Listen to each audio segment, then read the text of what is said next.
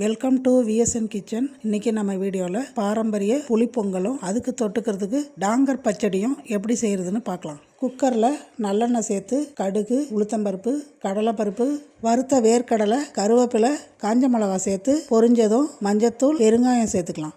Lemon size புளியை கரைச்சி 5 tumbler தண்ணி சேர்த்து வச்சுருக்கேன். அதை இப்போ சேர்த்துக்கலாம். தேவையான அளவு உப்பு சேர்த்து நல்லா கலந்து விட்டுட்டு ஒரு கொதி வந்த உடனே 1 டம்ளர் பச்சரிசியை கழுவிட்டு 10 நிமிஷம் ஊற வச்சு வச்சுருக்கேன். அதை சேர்த்துக்கலாம். நல்லா கலந்து விட்டுட்டு குக்கரை மூடி 5 விசில் விட்டுடலாம். டாங்கர் பச்சடி எப்படி பண்ணுறதுன்னு பார்க்கலாம். 2 டேபிள் ஸ்பூன் உளுத்தம்பருப்பு, ஒரு காஞ்ச மிளகா, கொஞ்சமாக சீரகம் சேர்த்து நல்லா பொன்னிறமாக வறுத்து எடுத்துக்கலாம். ஆறுனதும் மிக்சியில் குறப்பாக பொடி பண்ணி எடுத்துக்கலாம். 1 கப் கெட்டியான தயிரில் 2 டேபிள் ஸ்பூன் அரைச்ச பொடி, கொஞ்சம் உப்பு சேர்த்து நல்லா கலந்து விட்டுட்டு கொஞ்சம் கொத்தமல்லி தூவி வச்சுக்கலாம். இப்போ இதுக்கு ஒரு தாளிப்பு கொடுத்துடலாம். எண்ணெய் சூடானதும் கடுகு, உளுத்தம்பருப்பு, கொஞ்சம் பெருங்காயம், கருவேப்பிலை சேர்த்து பொரிஞ்சதும் இதில் சேர்த்து நல்லா கலந்து விட்டுடலாம். அவ்வளோதான், டாங்கர் பச்சடி ரெடி ஆகிடுச்சு.